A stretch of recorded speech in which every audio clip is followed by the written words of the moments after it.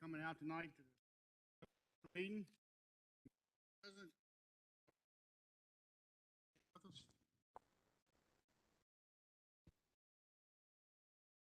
Allegiance to the flag of the United States of America, to the republic for which it stands,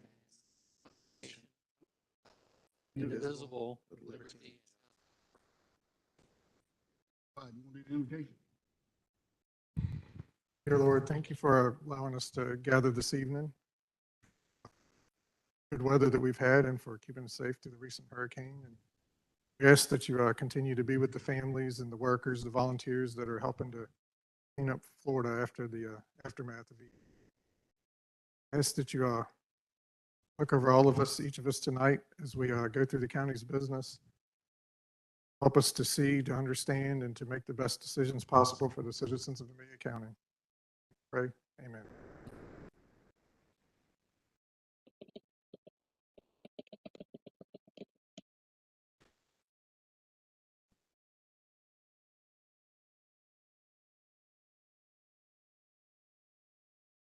All righty. Well, we'll go on with the agenda tonight. We're down to the constant agenda. Does any members have any amendments? Can I get a motion to approve the agenda as presented? Motion on the floor to approve the agenda as presented. All in favor, raise your hand. Motion carries. Approval of the September minutes. Y'all have had the minutes in the board book. Any comments, concerns?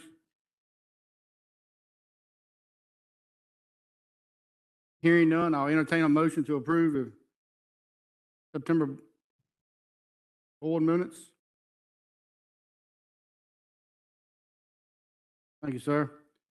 Motion on the floor to approve the minutes as presented. All in favor, raise your hand. Motion carries. Financial reports. Had time to look at those.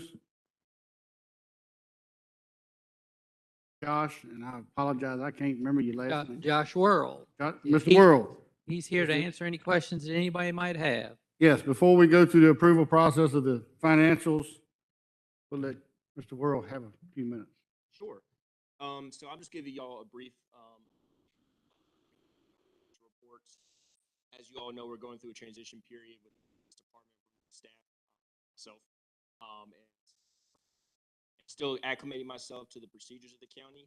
So the financial reports are pretty straightforward. There will be some differences between this month and the next, just because we're going to be moving some things around. They need to be transitioned over into the correct. Gotcha. So if y'all have any questions, I can answer your specific questions. But everything is pretty straightforward as far as the revenues and expenses go.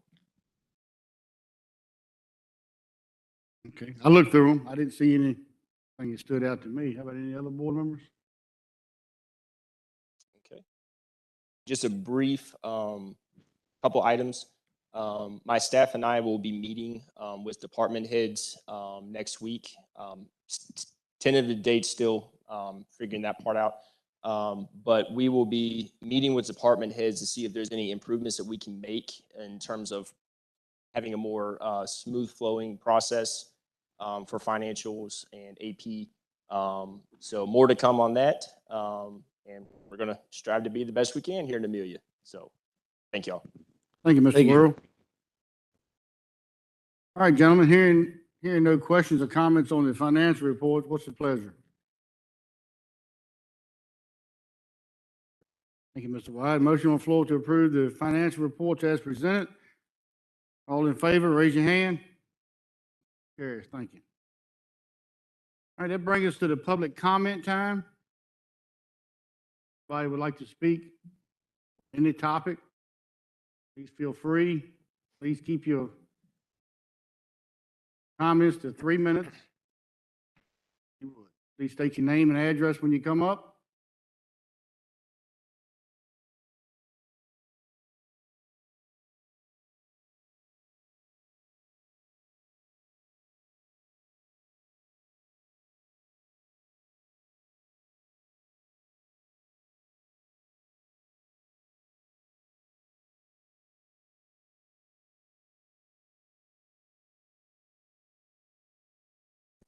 Just grab it. There you go. Jay Griles, 17341 Poorhouse Road, Amelia. Mr. Chairman, members of the board, I want to thank you for the celebration you all had last month for the World Series champions, Dixie Youth World Series champions. That was the right thing to do, and you did it the right way. You allowed enough time for the celebration to play out, and it made it seem sincere. I'm sure the boys appreciated it. And it was just, I know it made a late night for you guys. It made kind of a long evening for some of the folks in the audience, but it was the right way to do it, and I appreciate it.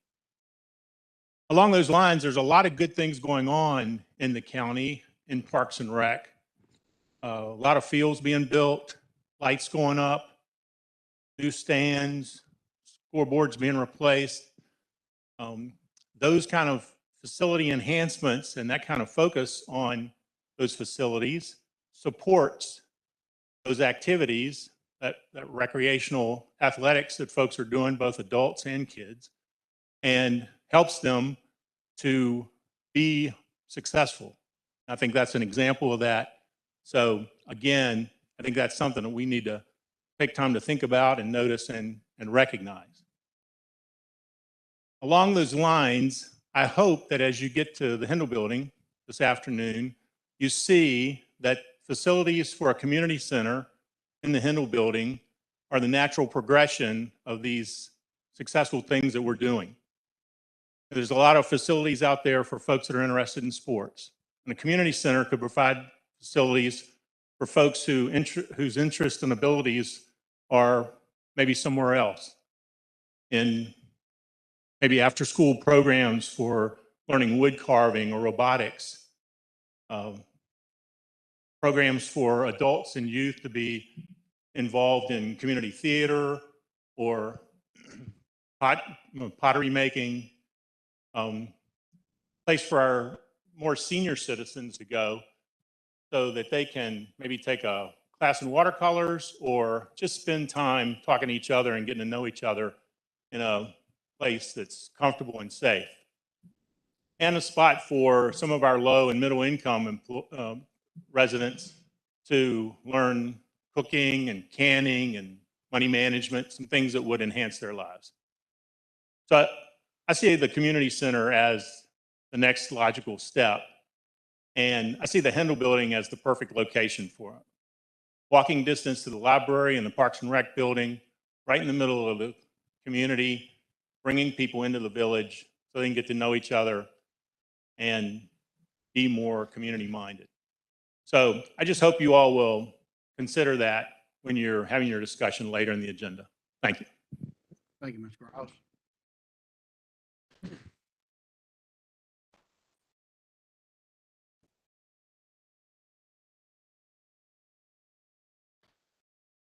Anybody else want to speak?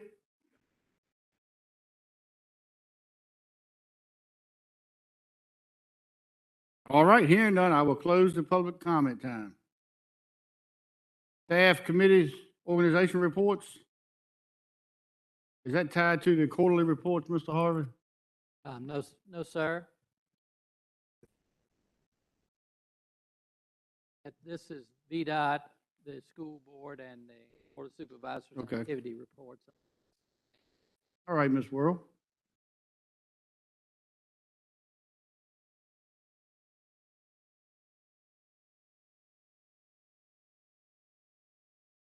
All right, good evening.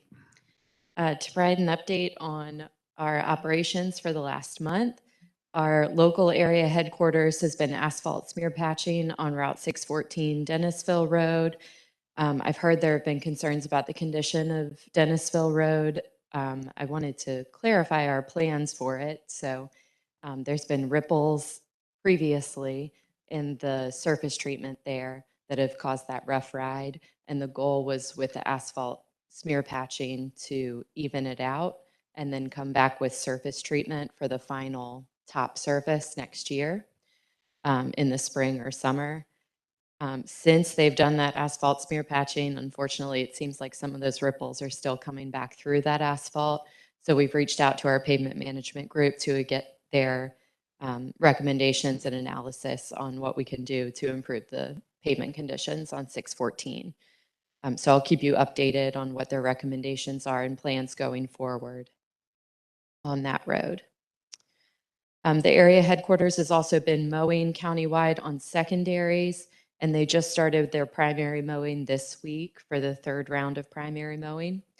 They're also doing slope mowing on selected routes, and they've done some shoulder stone placement on selected routes countywide, including Route 360.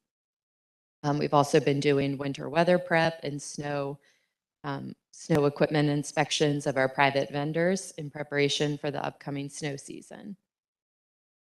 In terms of traffic studies, I have received a draft version of the Route 360 speed study from a little bit east of 360 Business to a little west of Route 609, that 55 mile per hour section.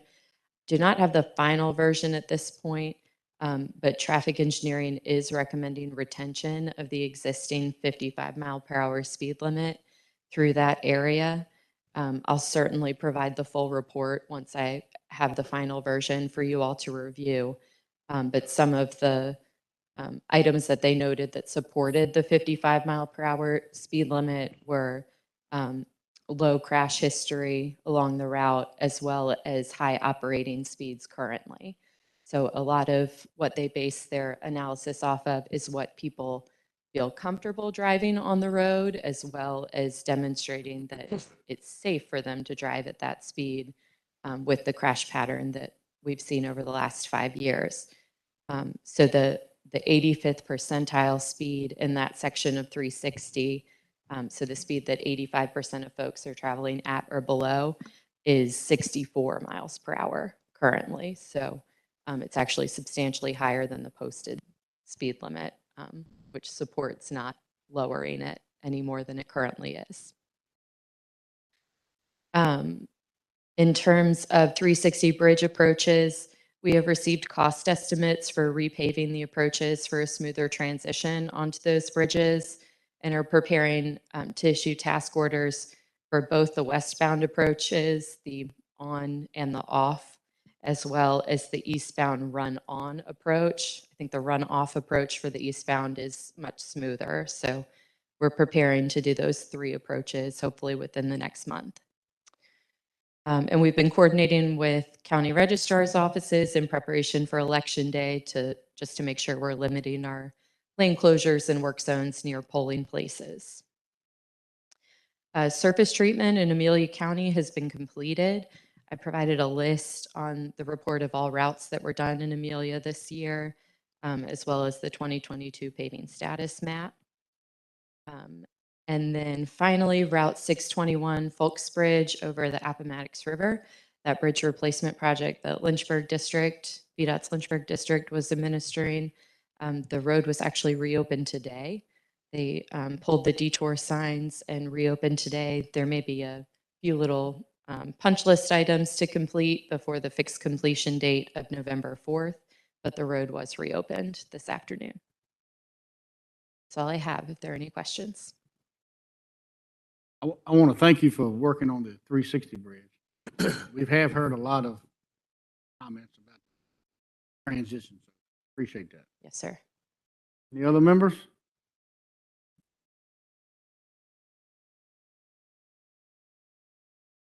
Thank you, ma'am. Thank you.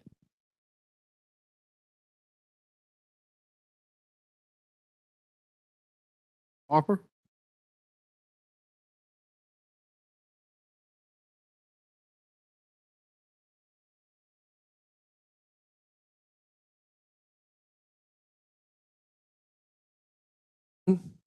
Mr. Chairman, members of the board, Mr. Harvey. The Amelia County Public Schools K-12 enrollment is 1597. Pre-K enrollment is 1669, and September ADM is 1580. This evening, you've already heard about the value of enhancing Amelia facilities. And I would like to thank you for joining us on Thursday, September 29th for the facilities tour. We appreciate you taking time from your day to spend half a day with us seeing our county school buildings, including enhancements that we've made, as well as some of the needs that still exist. We appreciate the attention that you do pay to all of our county facilities. This year, we will be hosting a Veterans Day program on November 11th here at the high school. The assembly will be at 10:30. This year's assembly will feature student artwork, performances by the high school band and combined choirs, poetic readings, a media presentation, and the guest speaker will be United States Navy retired Commander Stephen Jamrosi. We hope that you're able to join us for this event.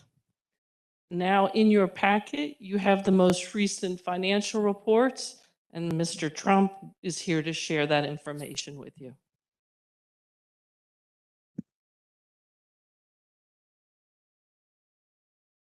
Good evening. Tonight I'm sharing with you the September FY23 finance reports. At this point in the year, we would anticipate our operational revenues and expenditures being at about 25%. We are well below that mark with revenues and expenditures at 18.47%. And for reference, this is below our September FY22 mark of 20.24%. However, this percentage decrease is a bit misleading, as a not insignificant portion of our operational funding is earmarked for larger projects, such as nearly $1.4 million in state funding that we are slated to receive for school construction projects, and nearly $2 million in ESSER 3 funding that will mostly carry into FY24. With these large amounts removed from our calculations, our expenditure percentage stands at 21.22%, which is much closer to, but still below our spending targets.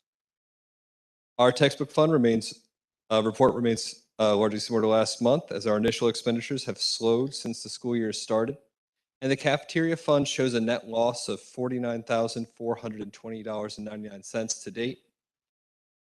A loss is expected throughout the year, especially early on as we run on a reimbursement basis. And as I reported previously, we've had some invoicing issues that we had to clarify, and we are caught up to date on our invoices at this time, but also the state itself has had some issues with the claiming system that is out of our control.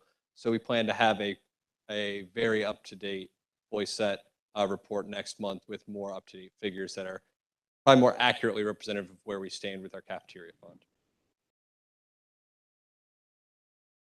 Questions?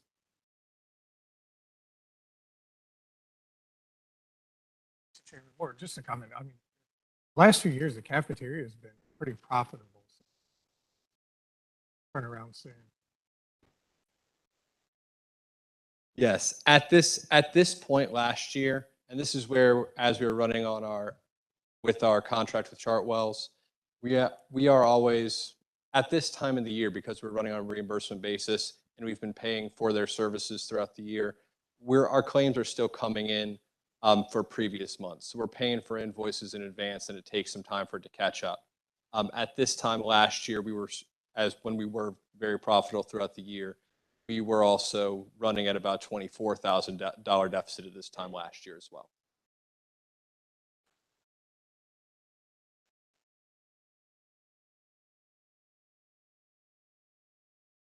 I could just add to what he said, and I'm happy to take your question. Also, during the pandemic, the reimbursement rate that was received was much higher, because summer reimbursement rates are higher than the school year reimbursement rates. And there was a special program that allowed those higher rates to continue through that pandemic period. So as we are waiting on the state's reimbursement, numbers should get much better. Yes, sir.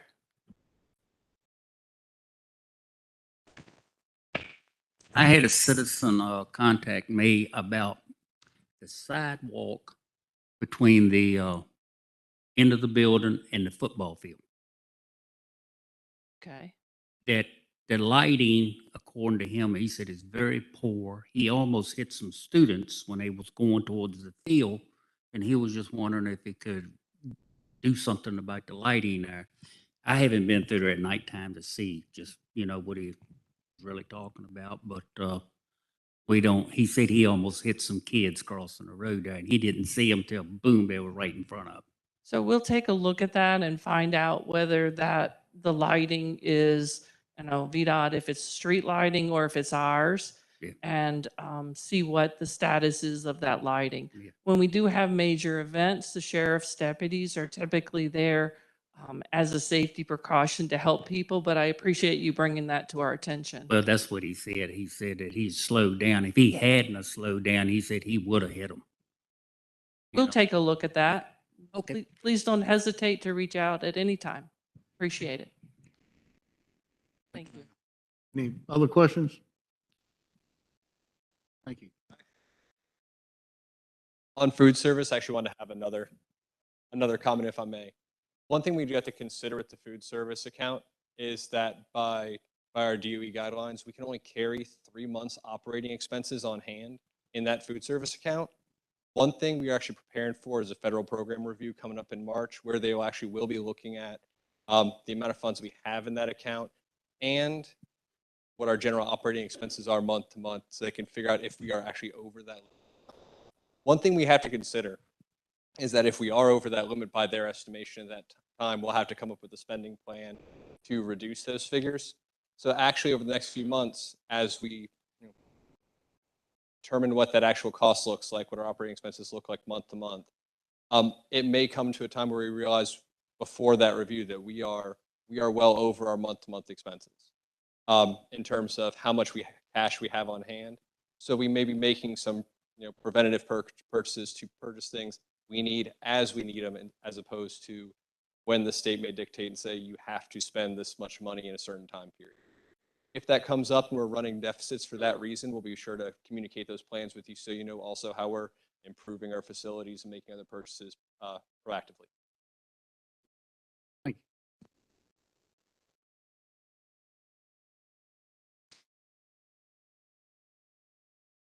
All right, that brings us to the board members' activities and committee reports. Start with Mr. Robinson. I had an emergency CMPT meeting Monday. Basically, that's been it. I'm done. Other than the standard monthly meetings, I just want to call out, as Dr. Harper was saying, the school facilities tour, that was a good half day spent learning on that. And then otherwise, I'd say the other off-cycle item has been a number of county employees coming, just talking about concerns and opportunities for us to take into consideration going forward. Thank you. Jones? I had a CRC meeting this morning, and one of the projects that they just had, that they were working with the DEQ on watershed implement plans, and that they worked with the corporate extension agent just recently and held their first rain barrel workshop. And they were really pleased with the turnout. They was hoping for 10 people, and they got 7 there. So they thought it was a thing. That's it. Thank you, sir. Mr. White? I don't have any significant meetings, hadn't had them yet this week. Did go to the school facilities tour. It was great. I think all of us that went there, there was some enlightenment there. Been looked over all these years. As well as I volunteered to join, Joseph and I are on the CTE committee schools, and I think I've always been a big proponent of the technical and the trades anyway, and those meetings are going good, and hopefully within a few months the schools will have some good recommendations and possibly some big announcements. Look forward to improving Amelia's trade and Okay, good. Thank you. Pretty regular month, planning commission meeting. Had a radio project meeting. We are very close to issuing a letter of intent. We'll have more to update the board in November on that. Couple of emergency squad meetings. Same thing, we're very close to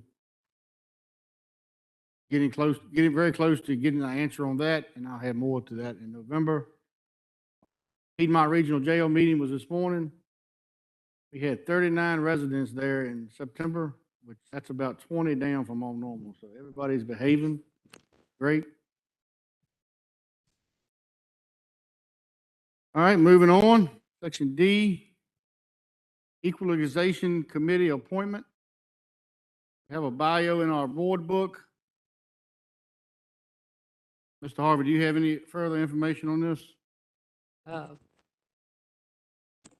This is a 5-person committee board that will need to be put together.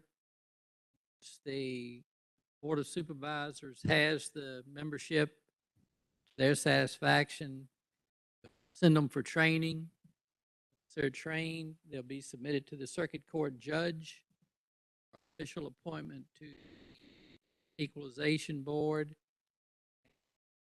Talked about this publicly, I guess, for 2 months or more. Had a volunteer.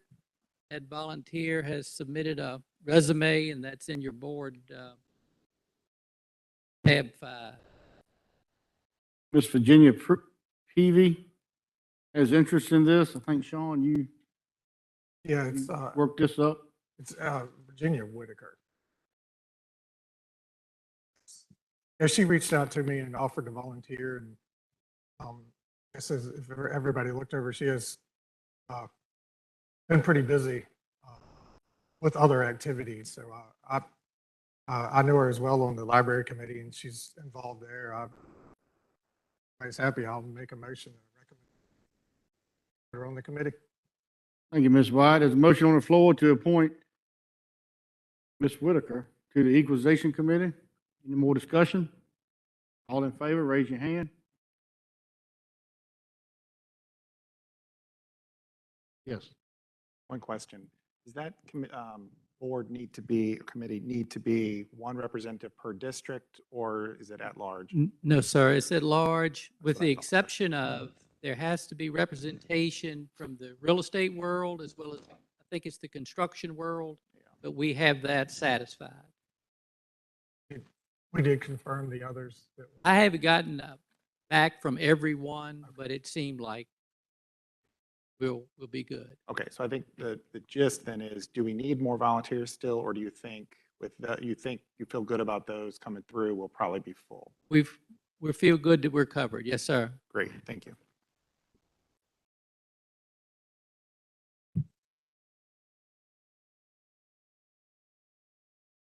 Correct me if I'm wrong. Did we vote on that? We voted on that, right? Yes, sir. Okay. Yeah. All right. Got messed up there. All right, that brings us to the community development. Got a couple special permits. First one is bonfires and bands. You've had that in your board book. You want me to do some chatting? I was looking back at it. I know for you were. Snuck up here on Can me. y'all hear me in this? I thought I was short enough to make it work. Okay. All right. So yes, the first one, Ace Promotions is applying for bonfires and bands to be held November 12th from 8 a.m. to midnight at Tom Scott Park. There will be 2 bands, essentially a concert. One thing to note with this, normally Ace Promotions events do not have alcohol. This one will. However, they have gotten squared away with the sheriff's department, and they will have all of the coverage that they need there. They've scheduled, signed, and everything is squared away.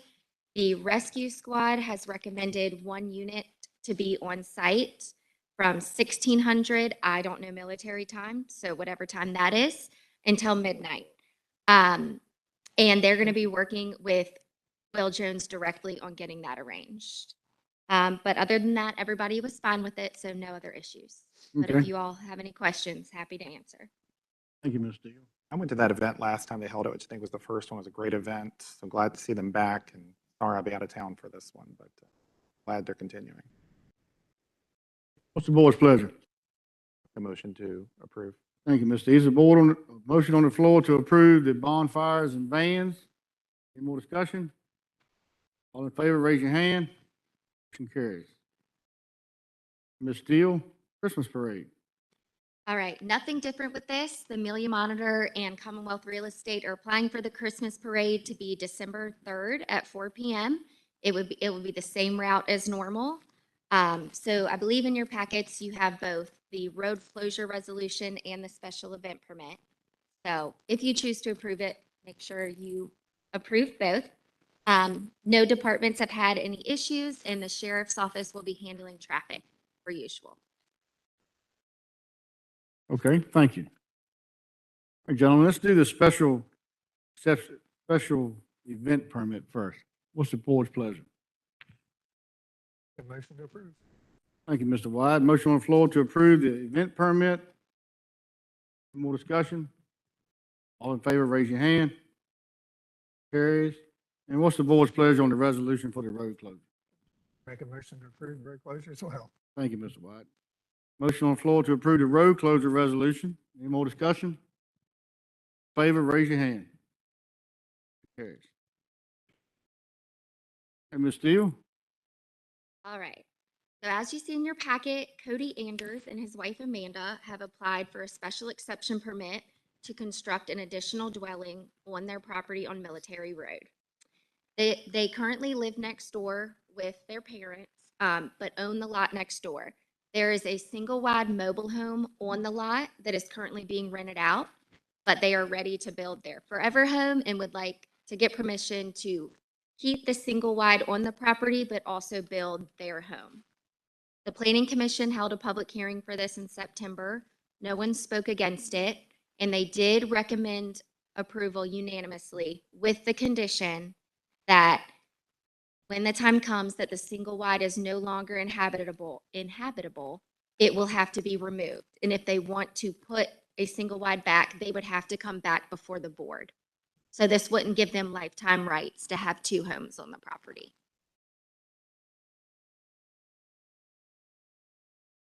Okay. Any board members have any questions before I open the public hearing? Hearing none. This time I'll open the public hearing for the special exception permit for detached dwelling. If I'd like to speak for or against it, come up and do so.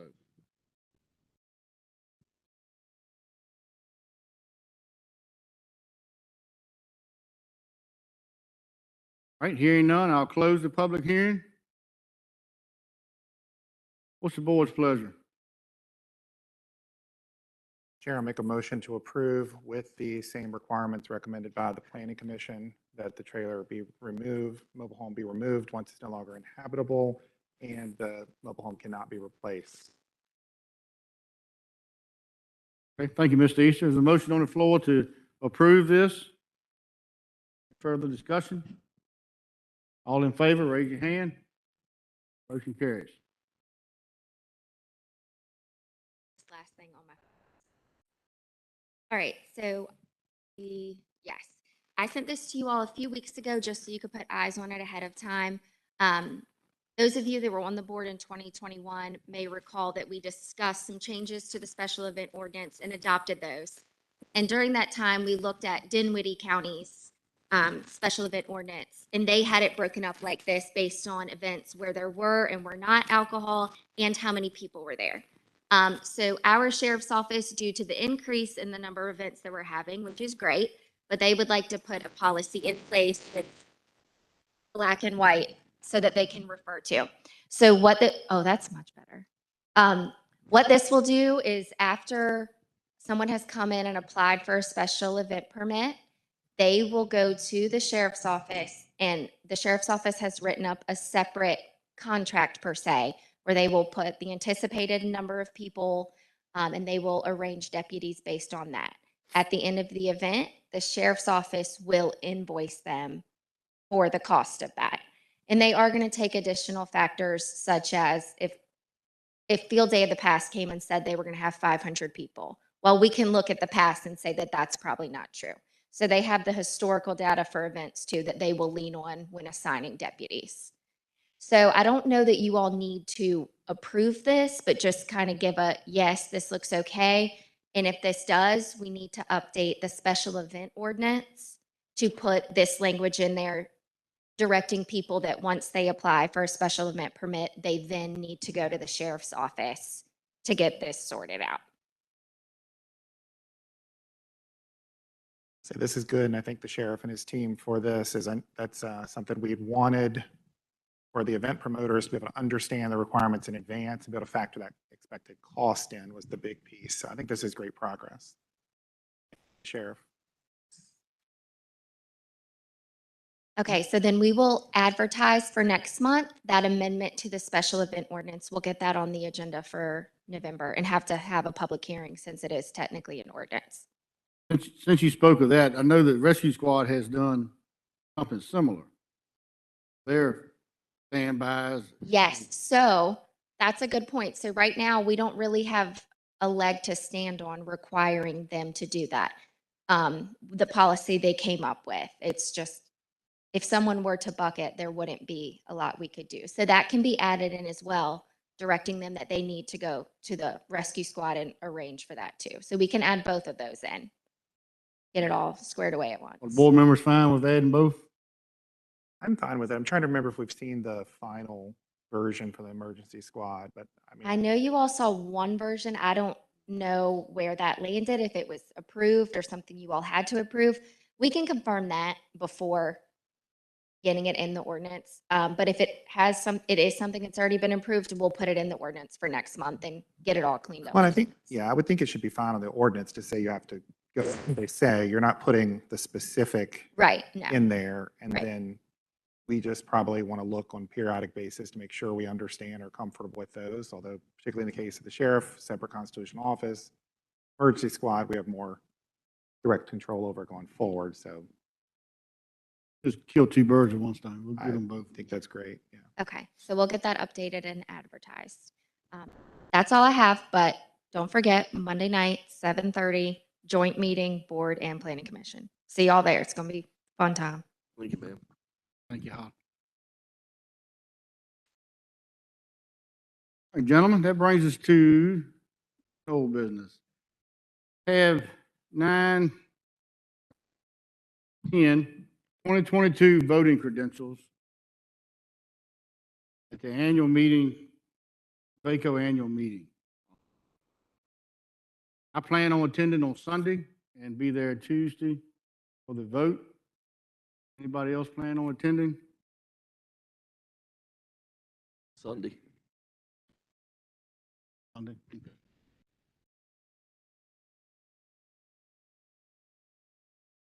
Anybody else? Not it. Has those arrangements been made, Mr. Harvey, Yes, for the sir. three of us? Okay. So I guess we need a motion to select, appoint a supervisor as the voting delegate. Can turn in the voting credentials form. Are you there the whole time? I will not be there Tuesday Okay. unless I So you're can the- be. You're the one to be there on the day of the voting, right? Mhm. Yep. Because we don't really have an all. I mean, if you're going to be there, that's, Okay. I'll make a motion for Chairman Phelps to be our voting delegate. Is there a motion on the floor to give me the authority to vote in the VACO vote on Tuesday? Any more discussion? All in favor, raise your hand. Motion carries. Is that all the business we need on that? I think you could, if you wanted, under the proxy part, you could, which you're appointing Supervisor Phelps as the delegate. If it was a proxy, they would be asking as to whether it was instructed or uninstructed. But my reading of it is he's been selected to represent the board, and he will vote as the board has consulted with him about. Okay? I Okay. think that's all you need, Mr. Phelps. Thank you, sir. That brings us to the ARD resolution. This is the America's Recycle Day in Amelia. This is a pretty standard item we do in November. What's the board's pleasure?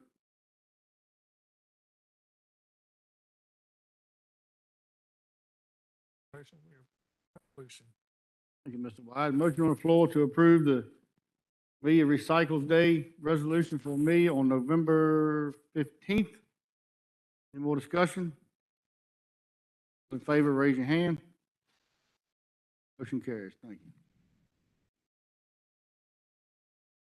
Brings us to the Hindel Building. There's some discussion on moving forward or not. What's the board? Anybody have any discussion on this? I'd first like to just thank Mr. Worrell for correcting this and getting it caught up. We did, this is, it had been inadvertently left off the list, as you now reflected it on here. Is what the board did vote in our budget this year already to include $300,000 for this phase of the work. And I appreciate that.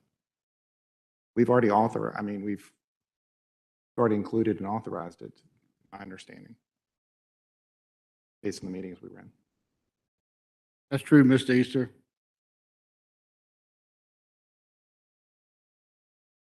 Go ahead. We'll make a recommendation to defund money to the Hindel Building based on the reasons that it's just not a perfect fit for the taxpayers at this time. And even though the county has upgraded and saved every other building up there, that we're having trouble finding a use for this building. I mean, I was in the CRC meeting this morning, and after the meeting, I was talking to two representatives on the CRC board, and we talked for 30 minutes about the Hindel Building, and it's just, it falls in a hole. It's just nothing that we can't find a grant because community center is such a vague description of what it can be used for, that the grants won't be there. If they could come up with a way to try to raise money and do some fundraisers or whatever, or, you know, put it out there to the private people that this is what the Historical Society wants to do. I feel as though the county would look more favorable to that situation and try to help them than letting the taxpayer cover the whole burden. It's just the way. I know we approved the money to do the engineering. That's the part that scares me. Do agree with the purpose of the building, agree with the feasibility study. But if we commit $300,000 to do an engineer study, then we're pretty close to committing ourselves to $3 to $3.5 million to fix this building. I haven't got a lot of support out, people I've talked to. I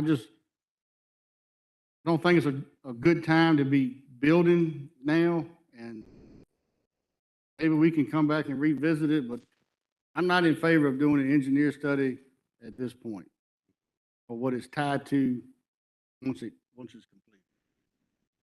Could I suggest that you place the funds on hold as we have some other projects rather than canceling outright? That allows the opportunity for the committee and other citizens to be able to address the concerns that Mr. Jones has brought up.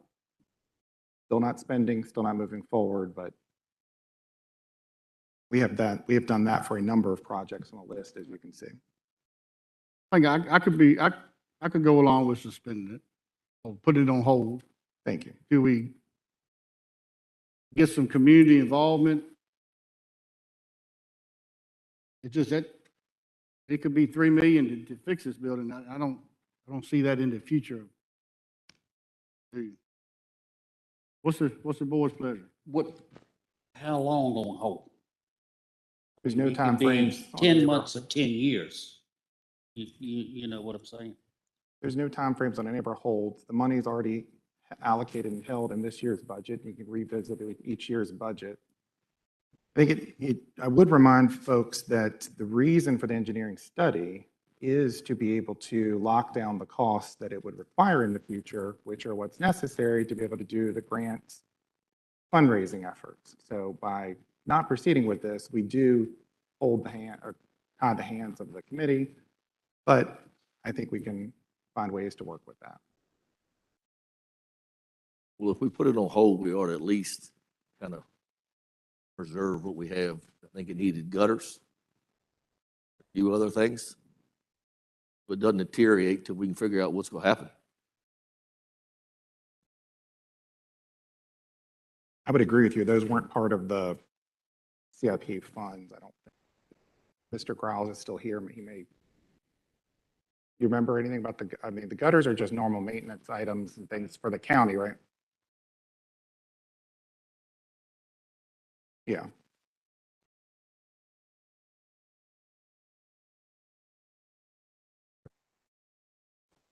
Mr. World, was there any money left over from the feasibility study?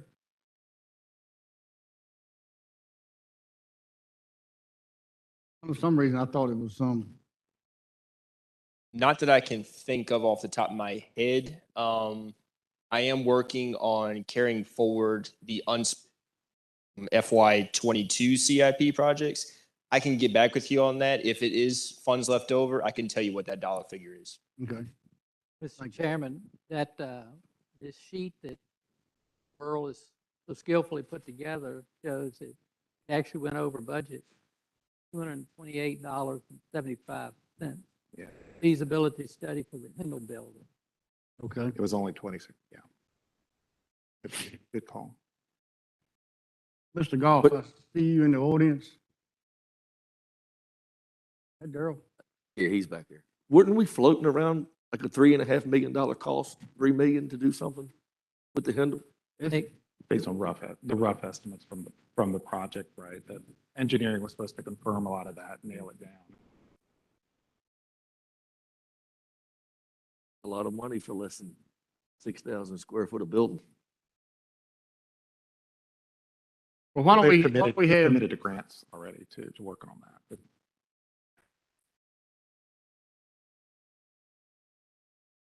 Oh, actually, started that. I mean, they were talking about $8 million to build a 5,000 square foot library. Yeah. The 3 for 6. Many more million to build.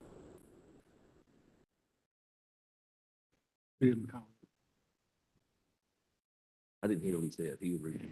you want to repeat your, The study that came back on the library, I don't remember the actual square footage, but that was an $8 million project. 3 million for 6,000 square feet. That's a Yeah, but large. you're not gonna have 6,000 square feet. After everything's ADA. No, I'm just saying in general.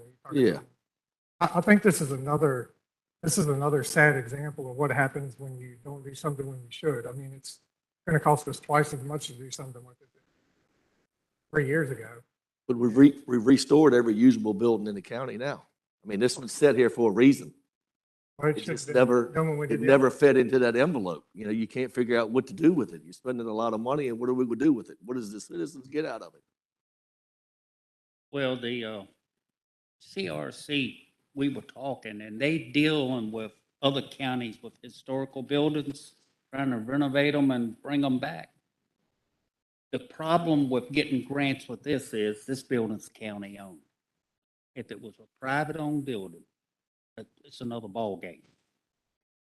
And they sort of suggested, I didn't sort, they suggested that the historical side, Mr. Growls and all them, he needs to get in touch with them.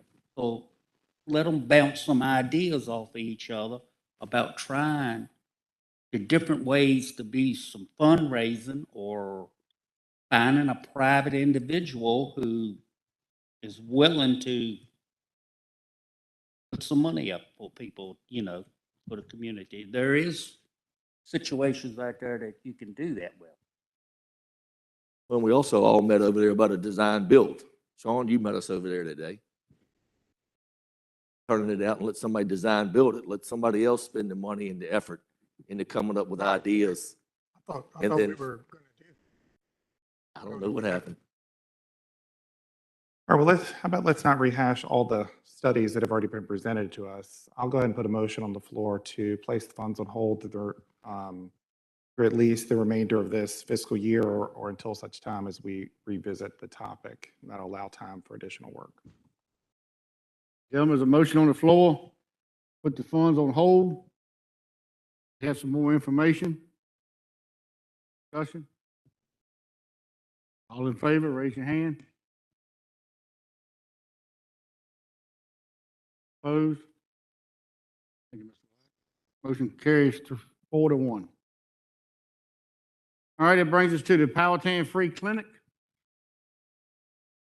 I just got this tonight as well as all of us. There's some information that came in after the printed board book came out, then the electronic copy. I think the copy provided for everybody's desk, at everybody's desk. This is Connie Maslow. Connie Maslow runs the Powhatan Free Clinic. She runs the Powhatan County Free Clinic. She was budgeted and received a contribution from Amelia County in fiscal year '22. We did not hear from them during the budget process for the current budget we're under, so therefore it was not funded. So she called me 2 months ago and asked how she had fared, and I told her why. So she said that she would like to make an appeal to get added into the budget a contribution of $3,000. So she sent a letter, a note. They are providing services to Amelia County citizens. Within the past 12 months, Powhatan Free Clinic has served 103 citizens for medical visits. They've served 160 citizens for dental visits. They have issued 12 sets of dentures during those to those patients. 14.4% of the dental visits this past September were from Amelia County residents. She says her total budget that she works with her organization is $579,900. That she anticipates requesting $10,000 from Amelia next year. But her request tonight is for $3,000 to match what she had in last year's budget.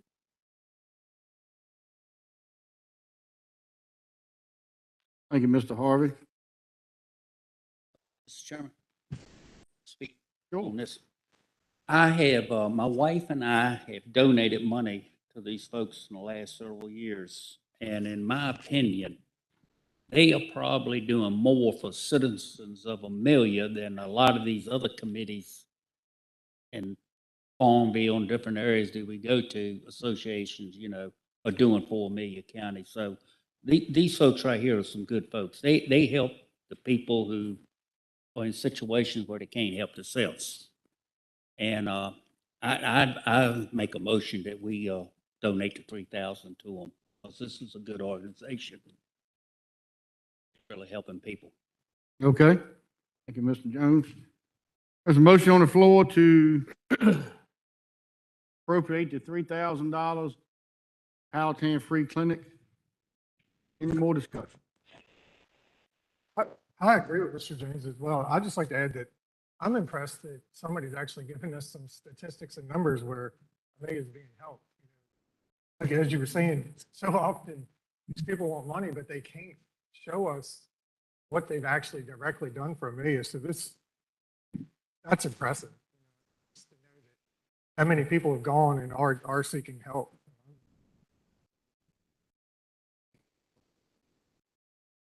What else? There's a motion on the floor. All those in favor of appropriating the $3,000 to Powhatan Free Clinic, raise your hand. Opposed? Motion carries. They will take donations from the private sector out here. It's a good organization to donate to help.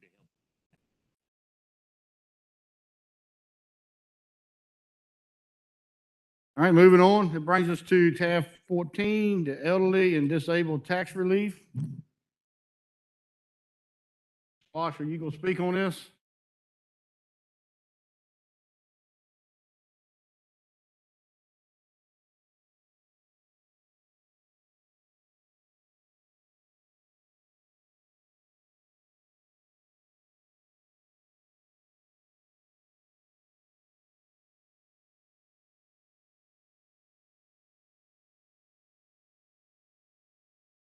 Hello.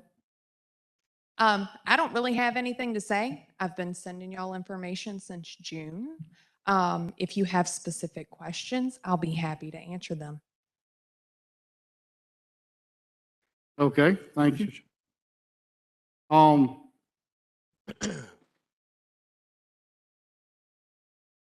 This ordinance is rather deep. I do feel it does need some work. It's a lot of stuff that has to be taking place. Really, this should be done at budget time. It's when I would prefer to have a final version, so we've got some time to work on it. Do all these people that apply for this go through the certification process? Do you receive the paperwork from the Yes. doctors and? We do not get paperwork from doctors. We get a social security statement that will say whether they're disabled or not. And then that also has their age, and we can verify their age through DMV. Okay, We can verify their income through the state tax department. okay, That's what it says. You only have to get the doctors, it looks like, if you don't have the social security.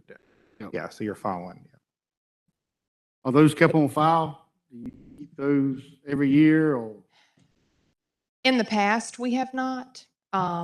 And we are scanning everything in now and shredding to eliminate all of the paperwork because it creates a healthy amount of paperwork to keep up with. We have them for the past couple of years.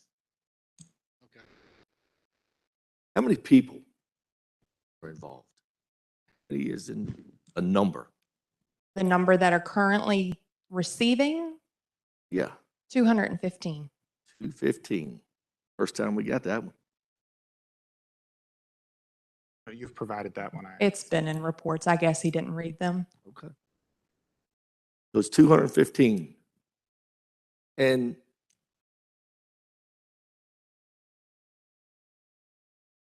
I don't really know how to say this correctly. We need to help the people that need the help, correct? The ones that need it. It's up to you all how you approach it. There has been another idea that's been put out to give a flat percent off or a different tax rate or a reduction of assessment for everybody over 65. And it's your decision if you want to do that or if you want to help people that are under a certain income. Well, I was told that some of the upper end neighborhoods, and I'm gonna throw out a few of them so I don't tie to one, but like Redfield, Hamilton Landing, Oak Springs Plantation, I heard there's people in there that have gotten the tax break. I only know of one person in any of those that's gotten it, and her income checks out. I think we need to make some definite adjustments on the house part. But isn't it, I mean, it has to be to have assets of less than 100,000 or less, including the home, correct? No, No, the way the code is excluding written, it excludes the house. Some localities exclude the house in 1 acre, which is the minimum that you can do by law. Some people do the house in 5 acres, some do the house in 10 acres. and it was 6 or 9 that was kicked off this year? Six. 6. Every year, a couple more get kicked off as Correct. the rates rise. And do we have a limit? Right I now, do- the income limit is 30,000 for the household. So if it's a husband and a wife, they can only have 30,000 combined. If they have a child that's living there with them that's young or disabled or just doesn't have their own house, their income is also counted. Is that the 6,500? All of it income. The 6,500 comes off for a person living with them that is not an owner. Wow. Right. I do remember seeing an email where some counties have limits Right. on the exemption amount. Yes. Was a suggestion of $1,000. I was suggesting to put a cap on it. We have very few that are over, I think, 550. I think there were 5, maybe 4 that went over $550. I was saying shoot for 500 to 750, just so somebody with a very large house or something couldn't get an astronomical relief, whereas most of the people are getting small relief amounts. I think we need to concentrate on the ones that are really deserving and not the ones that, There's no $1,500 release given. 1,000, they would have to pay the 500. I'm not clear with what you're asking. I think the highest one was like 11 something, So correct? It was over 1,000, but I don't remember exactly what it was. Personally, if I made a recommendation, I think the taxpayer that presented theirs to tie it to the poverty level would be the best way. That way the board wouldn't have to come back and revisit this like ever. Because it would be fluid. So like January 1, we'd go on the internet and check and see what the poverty limit is. And then it would be 100%, like if your income was 100% of the poverty, you get 30%. I gave y'all an illustration that kind of laid that out. That's what I would do. That way y'all wouldn't have to look at it. January 1, we'd see what the poverty limit was and we'd go by the scale, and every year it could just move on along. Whatever we come up with, I would like it to be something automatic like that. I mean, in this case, it hasn't been revisited in 15 years. Right. You know, so the intent is obviously not keeping up with it. I think the point, and you know this, of course, but as a kind of conversation of general citizens around the county, I think the headline is not necessarily, just the title, you know, elderly and disabled is not coming across to people really clearly. So I had some people say, oh, so it's all elderly, you know, no, exactly. It's not all disabled. Yeah. So just hit a couple highlights, I think, for education and get it into the record for the citizens. So it's only applying for people who own and occupy a sole dwelling. So they can't be on their second, their vacation home, their rental properties, that kind of thing. It cannot exceed 1 acre of land. And as you said, they have to provide the documentation that they are permanently disabled, and not only permanently disabled, but meet that very low threshold for income, or over 65, that's easy documentation, but again, that they're making that, which currently is a maximum of $30,000, as you said. Right. I think those are some really important points that just keep kind of getting left out when we just talk about the title of it. You know, I want to get some action on this, but I also think we need to be really smart about it. I also know if we do something tonight, it doesn't unfortunately help this tax year. We've missed the game on that. I will make a recommendation that we form a committee with 2 representatives from the board, the Commissioner of Revenue and Treasurer. Sounds great. And anybody else? All right, and finance director, that gets our major constitutional offices involved, and that we study this then and bring back a recommendation to the full board in, say, let's make it by January, for the January meeting, so I want to hit the budget cycle well. Okay. I mean, I think it needs some work. It's Trying to come up with something that'll compromise here, folks, and let's move it along. February? Yeah, that's all right. Let's say, I'll say February. So my motion, I'll recap it. I recommend we create a committee to study this that includes 2 members of the Board of Supervisors, the Treasurer, the Commissioner of Revenue, and the Finance Director. Bring a recommendation to the board at the board's February meeting. Could we make it January, because the applications start coming in February? I'll alter my how about we motion. do a workshop in December? Just for this item. We just let the committee decide. I think the committee would work. Let the Y'all committee, two want to be on the committee?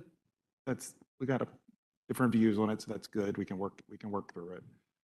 Let's just say bring it back to the full board by January. We can do workshops or whatever the committee determines. Okay. Some form of a motion? It was long, but yeah. Okay. So we're gonna form a committee to visit this, come up with some recommendations. Joseph, was that a volunteer to get on the committee? Well, I think we were voluntold and we'll agree. That's What? fine. I didn't mean it that way. We I just, agree. That's We fine. agree. y'all were discussing it. We're You're kidding. the We boss. agree. We're kidding. We agree. Okay. So we'll come back with something in January. January board meeting. Okay. All right, there's a motion on the floor. Any more discussion? Favor, raise your hand. Motion carries for the committee to be appointed. All right?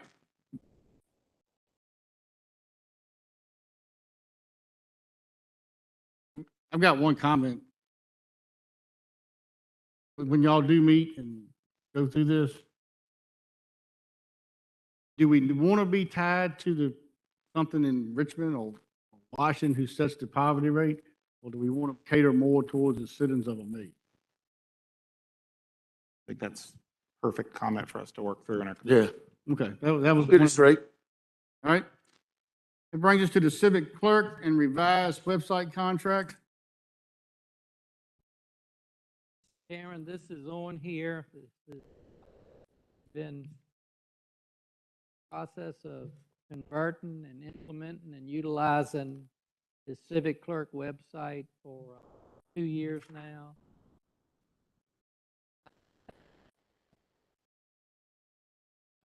At the satisfaction or not gotten the satisfaction of either most of the, or some of the general public that we hear from, or really any of the users.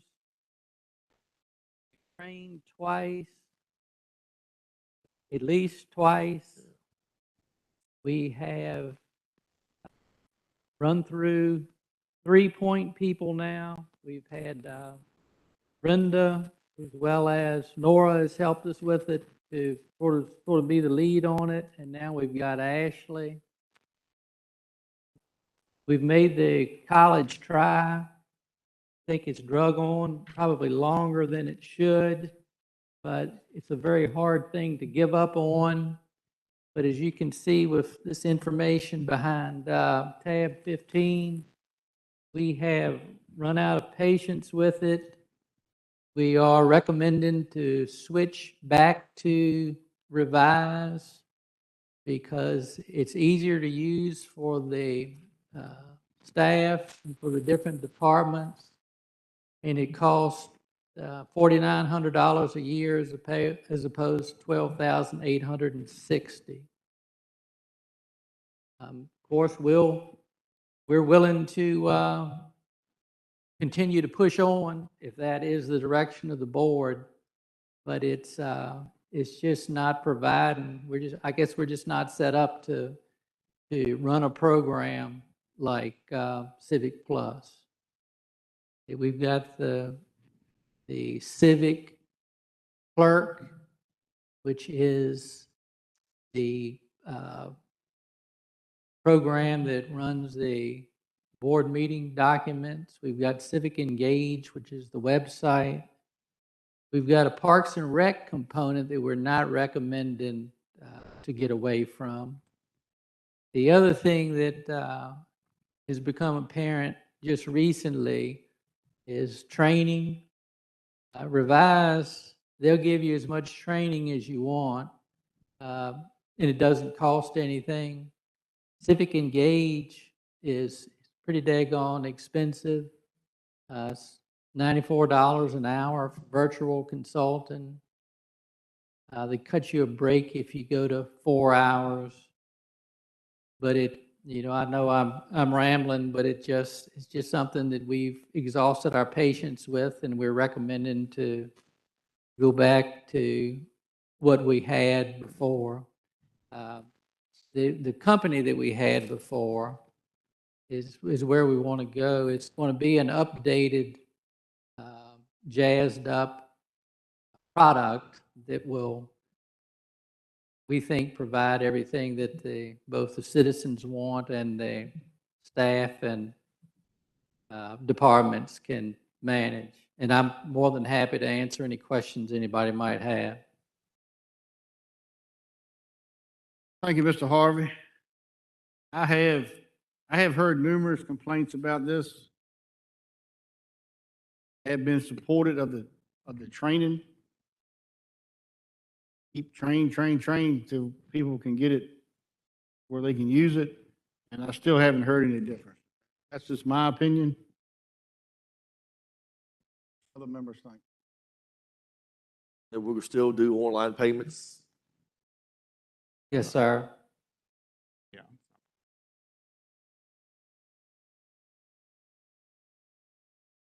I think there's a lot of the facts in here that are not apples to apples. So as you said, the $94 is consulting hours. They're not training hours. There's free training available. That's different. I'm not going to fight it because I believe the reason it hasn't been successful is it's been fought from administration from the beginning. That's what I get a lot of the comments from the staff telling me about it. We're not taking advantage of most of the features that are already offered. So why pay for something we're not going to use? Okay, any more discussion? Are we getting ready to step back into the dark age? Are using tablets?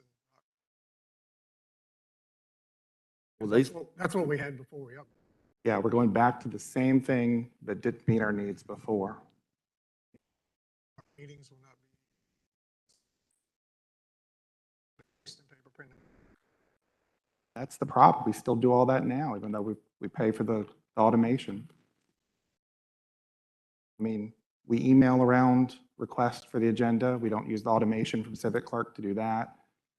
We manually upload documents. That can all be done automatically by the individual presenter of the items. For example, Ms. Worley could automatically upload her documents every month. No one would have to touch it. We choose not to take advantage of any of those things. It's sad. Well, we don't use it, and the employees of the counties do. And I have a list of a survey that they did that I don't think there was anybody here that was happy. Laura's here. She could probably comment. Daryl's here. They all say it's complicated, time-consuming, and a lot of steps. Ashley's here. Give your input. Put you on the spot. Sorry.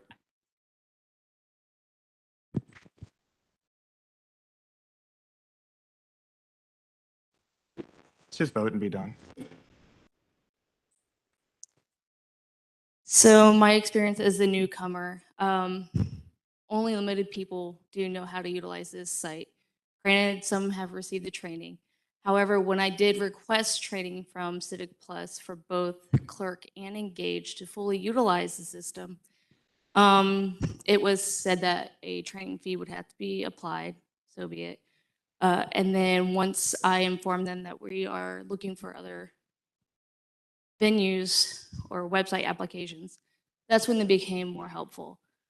As far as the ability to use it, it is complicated for the average person, but for myself, it isn't that bad once I got hands-on training. However, the one thing I did find out while reviewing Civic Clerk is we were being charged a media function that was never activated.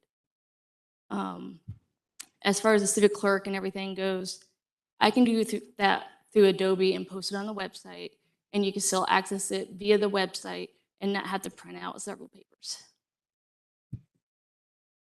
Thank you. Thank you.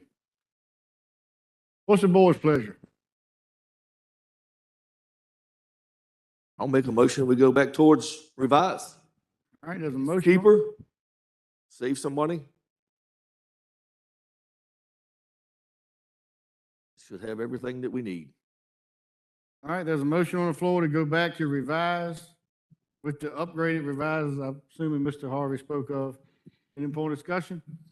Would like to make one additional point that had a number of employees from the county contact me, say they don't agree with that survey, but because of fear of retaliation, which we've seen a number of times, that they don't want to speak out. So I think we need to be careful when we put people on the spot. Okay, Mr. Easter, there's a motion on the floor. All in favor of going back to revise, raise your hand. Opposed? Motion carries. IT committee members' concerns and expectations was added to the agenda. So who added it? I asked to add it. Okay. I'll just start. Reason I wanted to put this on here is, you know, we've recently over the past several months, we've had a few people, citizens publicly speak about IT. And a few months ago, dates are running together, we had a FOIA request, and there seemed to be no information pulled up on it. And we all nobody seems to know who, what, where, when. I just wanted to discuss it. I do think we need an IT committee. This is, as the example we just talked about with the website, part of the issue. I'd like to make a recommendation though, and I think we did it wrong the first time.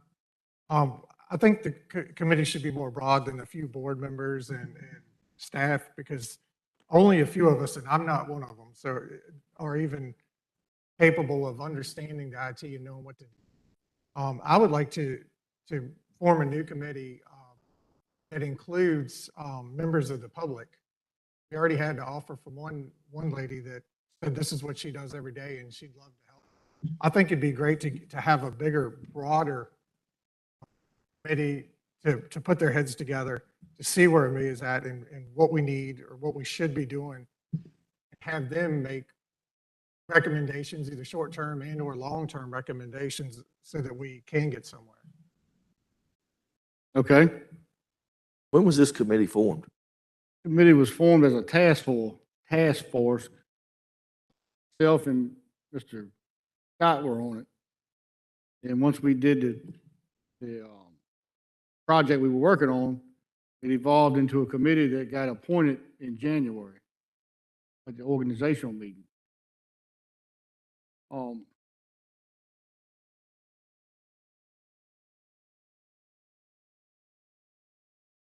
I think I hear the recommendation, and we only got 2 months left, and we do it in the January organization meeting. I'll go back to the IT committee, since I sit on it, and bring the concerns. We need to change it up, we'll change it up then. Yeah, well, I mean, that was the problem, is no information was published as to who was on the committee, anything else. That's why I was addressing it. But yeah, I mean, the committee, I hit the committee members. Yeah, Probably that's fine. Myself, Mr. Jones, Mr. Goff, Sean Stern, which is our IT person, and Ms. Smith, Mary Beth has recently started. We are very close to finishing up the telephone project. He's been working very diligently on that. But I'd be glad to take your concerns back and your recommendation, and then we decide in January if that's what we want.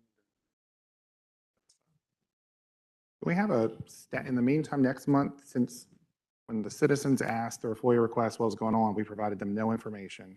The full board has no information about what's going on.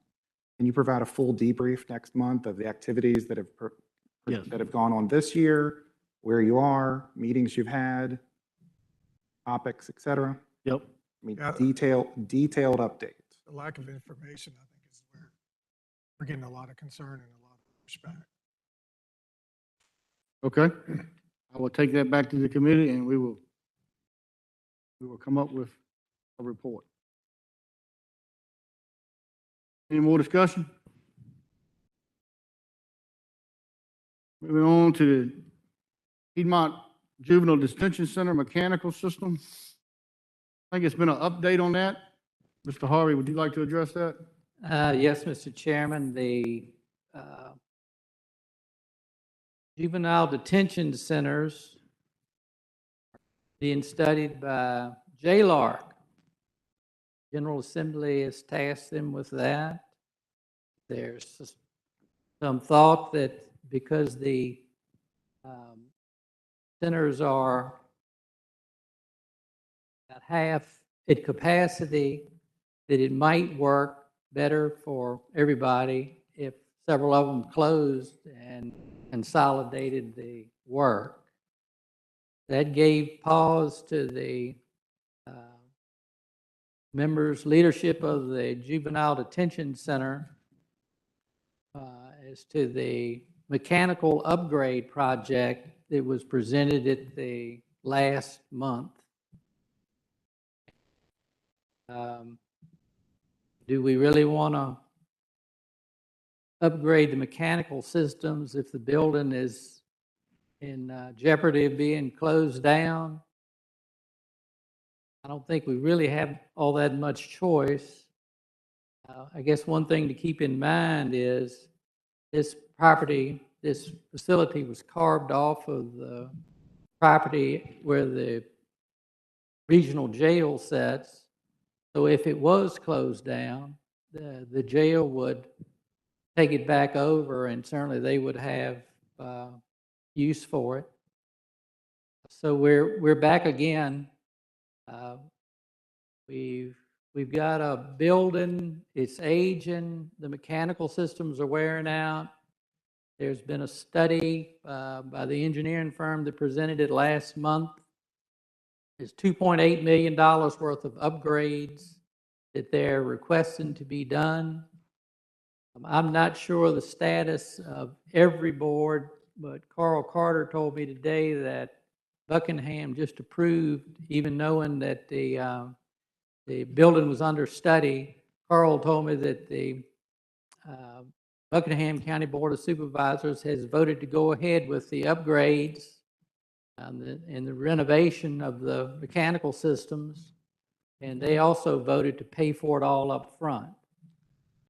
So we need, I'm just bringing it back to the board for consideration. Is the will of the board to support upgrading the mechanical systems? And if it is, do we want to go ahead and pay it up front, or do we want to participate in one of those time payments over years?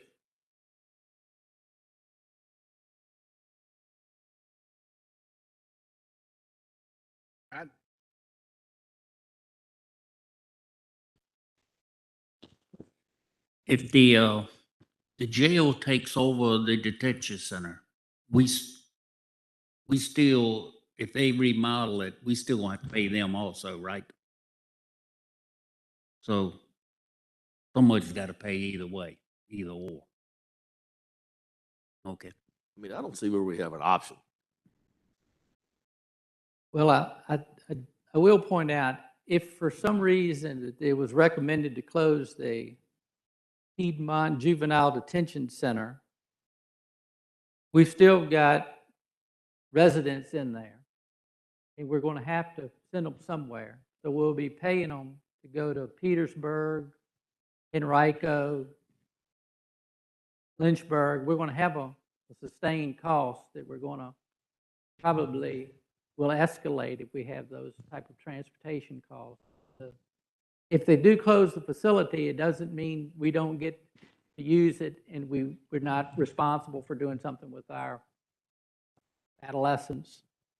You're on the jail committee. Do we pay who's in there, right? Yes. Percentage? We pay a portion of it. Yeah, so as long as our numbers are low, we're low.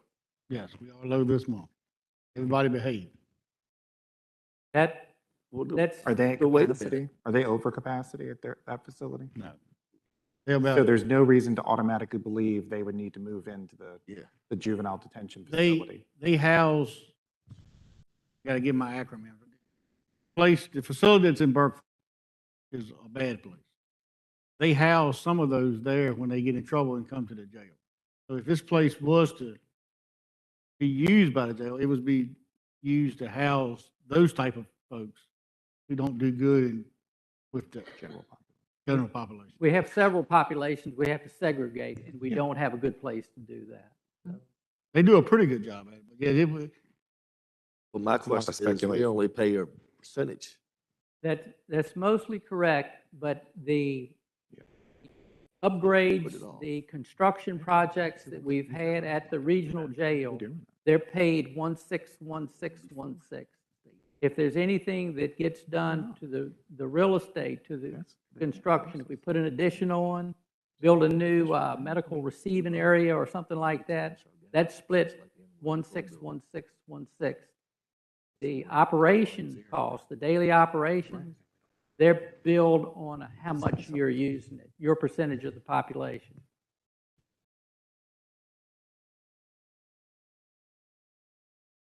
what's the board's pleasure?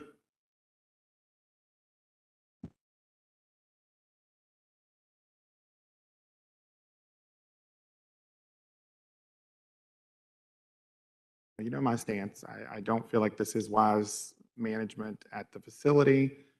Talked about last month, having the superintendent come speak. I noticed she didn't come again today. We have more uncertainty about whether this facility will be open in the future. I can't in good conscience spend almost $500,000 of Amelia funds with all this uncertainty. But I got voted down last month, so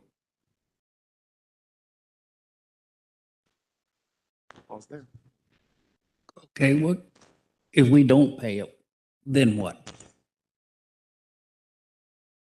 I expect you to, even if the jail takes, even if they did close and the jail takes over, we're gonna have to upgrade it, and we're gonna get a portion of that.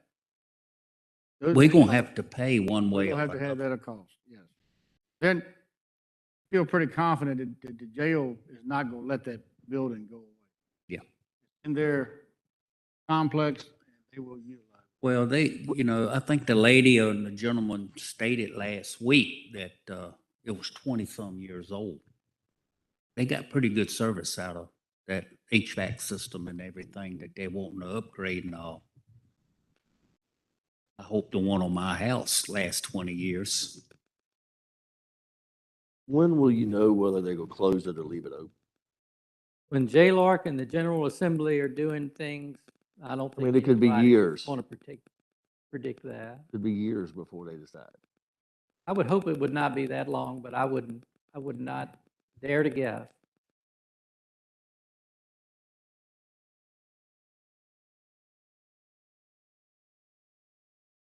And what's the timeline on this? When's it cut off for a yay or nay? No deadline. They just self-imposed the timeline of this month. They're ready to launch sometime next year early.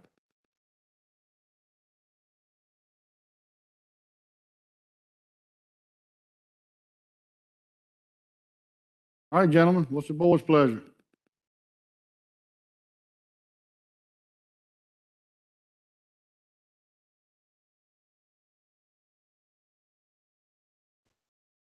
I'd like to have 30 more days. I still got some questions, Okay, but I gotta think of what my questions are.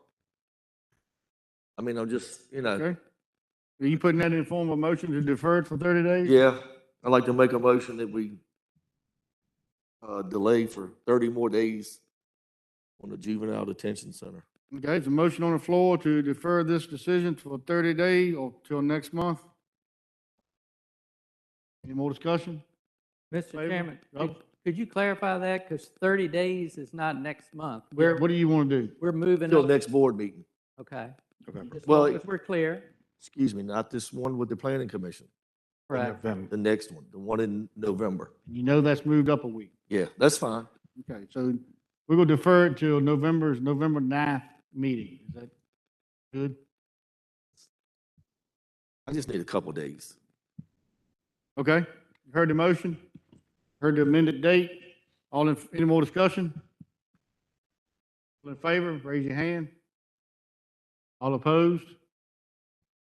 Okay, motion carries. All right, that gets us to the county administrator's report. Okay, Mr. Chairman,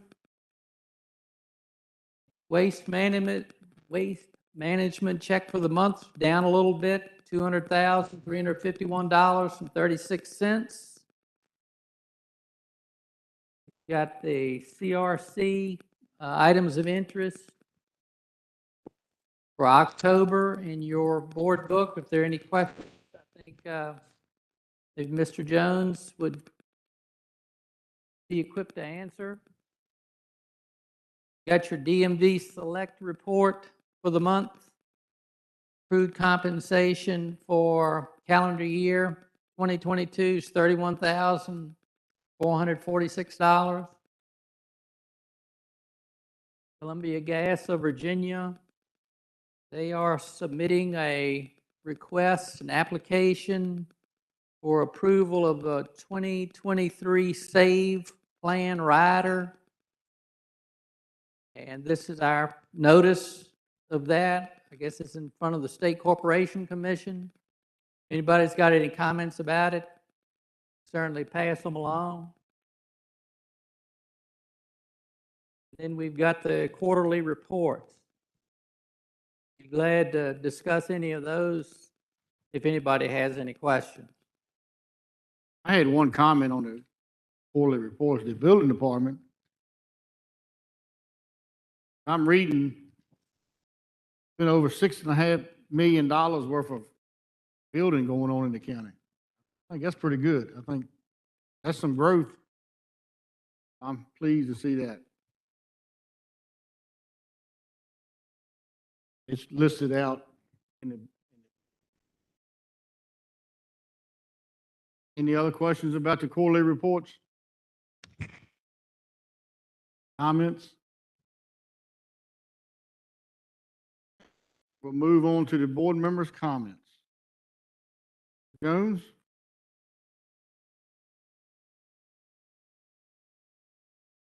Okay. Mr. White? Support and the phone calls, emails, citizens participating, so we know what you do or don't like. Whether you're happy or mad, it's always good to hear from people, both sides. I appreciate that. And just want to remind everybody that the next meeting is going to be moved. So you have that out there, and nobody's a little upset with the date change. Mr. Robinson? Dual meeting Monday. Good planning. Everybody have a happy and safe Halloween when you're out with the kids trick-or-treating. Be safe. Mr. Easter? I just want to say thanks to the county employees. I think the quarterly reports are a great reflection of all the hard work they do for our citizens. I hope people take the time to check those out. It's kind of buried in 300 and some pages of reports for this month. So I pulled it out and posted it on my Facebook page so people could see just the department reports. I think they, as I said on there, kind of the unsung heroes of the county, and appreciate all they do. Thank you. Thank you, Mr. Easter. Y'all stole my thunder on the meetings. We are having a joint Board of Supervisors Planning Commission meeting next Monday night, the 24th, and the Board of Supervisors meeting will be moved up a week till November 9th. We got one thing. It might hit home to some folks. Amelia's had 2 agricultural equipment accidents, 1 fatality in the past month.